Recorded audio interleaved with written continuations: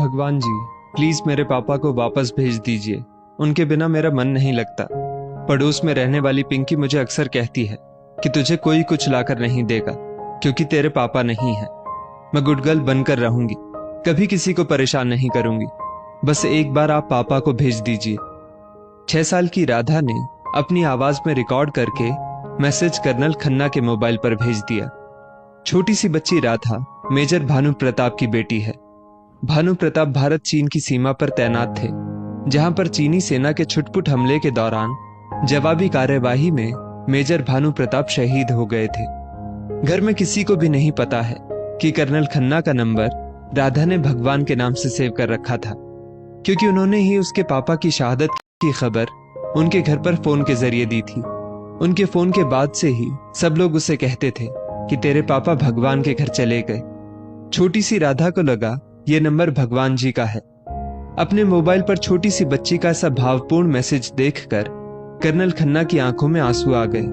वे मन ही मन सोचने लगे, हम फौजी लोग अपना फर्ज निभाने के लिए अपने बच्चों से, अपने परिवार से दूर रहते हैं, और कभी भगवान ना करे हमारे साथ कोई हादसा हो जाए तो हमारे बच्चे अपनी छोटी छोटी जरूरतों के लिए, अपनी खुशियों के लिए मन मारते हैं, मगर ये बच्ची अपनी छोटी छोटी खुशियों के लिए मन नहीं मारेगी।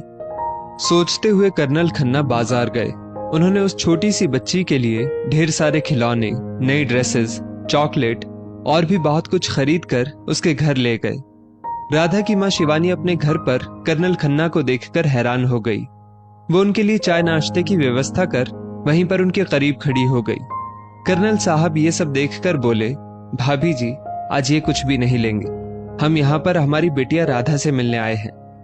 कर्नल साहब के मुंह से अपनी बिटिया का नाम सुनकर शिवानी आश्चर्य से उनकी ओर देखने लगी और बोली, आप राधा को कैसे जानते हैं?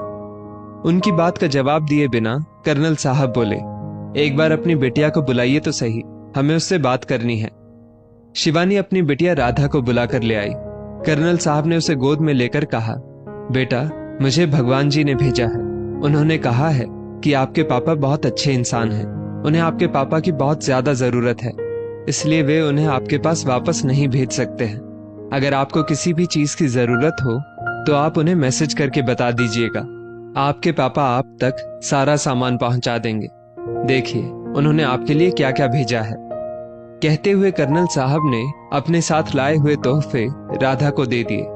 राधा उन तोहफों को देखकर बहुत खुश हुई और बोली, अब जाकर मैं उस पिंकी को दिखाऊंगी कि देख, मेरे पापा भगवान के घर हैं, मगर फिर भी उन्होंने मेरे लिए कितनी सारी चीजें भेजी हैं।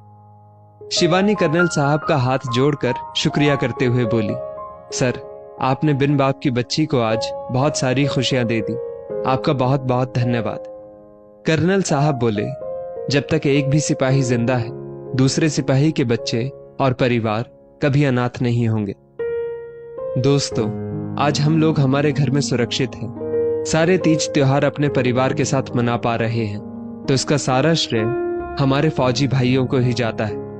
आइए वतन के लिए अपना सर्वस्व न्यौछावर कर देने वाले हमारे फौजी भाइयों के परिवारजनों की अधिक से अधिक मदद करने की कोशिश करें। इस स्टोरी को लेकर आपकी क्या राय है, नीचे कमेंट करके जरूर बताइएगा।